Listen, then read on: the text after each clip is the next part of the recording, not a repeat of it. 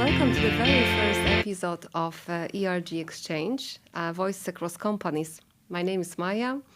I'm working in HR Human Resources area, and I'm really thrilled to kick off this journey together with you. The podcast is a space where employee resource groups will be, from different companies, will be sharing their views, experiences, and they will learn and grow together.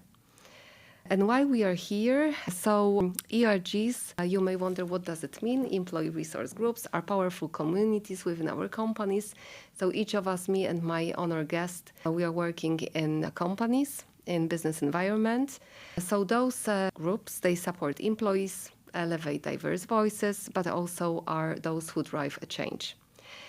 What is unfortunately happening often, they are in silos. This is a first edition of that, and we want that it's going to be a cross-company conversation. And we choose podcasting because it's very personal and relevantly easy to do. And we want that it's scalable, and also whether you are in HR, technology, finance, that there will be something interesting also for you. Today I'm together with a guest, and this is Dorota from the A team. And we've worked together behind the scenes trying to launch this initiative. And I'm very, very excited that we are here. So Dorota, warm welcome. Thank you. To the podcast. And can you share why cross-company collaboration matters to you personally and what you hope will achieve through this series? Of course. Thank you, Maya, for having me. And I'm really excited that we starting and kicking off the whole series in this amazing studio, which is pretty cool. And my personal motivation to this is just to share some inspiration, to share ideas, challenges that are happening across of different companies. And ERGs are the big part of it that can help with spreading the word of D&I. And I really think that all of the companies, the small ones and the big ones, they're not alone. They are very similar. They have similar challenges. They have similar failures, and they can learn from each other. Wonderful. And could you remind me what's the topic of today's podcast? The topic of today's podcast? I think that we can just focus on the cross-companies collaboration and the ERGs. So, yeah. Lovely. So kind of superpower of ERGs, isn't it? Yes, exactly. Okay. Wonderful. So I can also hear you that you are valuing this cross-collaboration, exchanging experiences and so on. So how do you, Dorota, as an employee resource group person, talk about the value of the group to the company? What's your view on that and your ways to do it? There are definitely some different ideas to share the word. And I think it's important to mention that not everybody, especially the people who are outside of the ERGs, are aware of the employees resource group. So it's important to share the knowledge that they exist. And definitely one of the great examples is the gatherings in the kitchen, the gatherings on online meetings, webinar, and just sharing the idea of the ERGs, what kind of ERGs we have in the company, in the country, so depends on what size the company is. And definitely the onboarding part. It's really important to mention it at the very beginning, so it's already given the idea that the company values the ERGs and it wants people to feel included and to have the community to work with. So gatherings, discussions and information about the ERGs is the best part.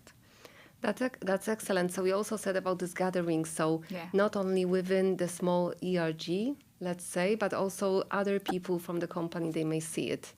Yes, exactly. And I think that in a lot of cases, people just have some common misconception of the ERGs and what they actually do. Do you have any examples of the most common misunderstanding that you faced in your company? Sometimes I hear a wording like it's a club, that it's closed, exclusive for some employees only.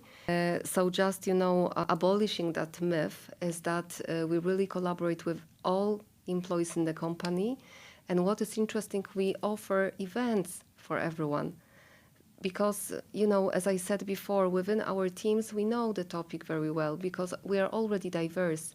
So it's important to go out and to talk to people, listen to their challenges, invite them into the discussion. So I believe it's one of the biggest one. What could be a strategy, Dorota, that we could involve those who maybe are not paying attention to internal channels or just not interested in those communities? That is actually a challenge, and I think that every company is struggling with it. And I think that one of the challenges that you actually mentioned is that people thinking of it as a club. Like, for example, men don't want to join the women's network.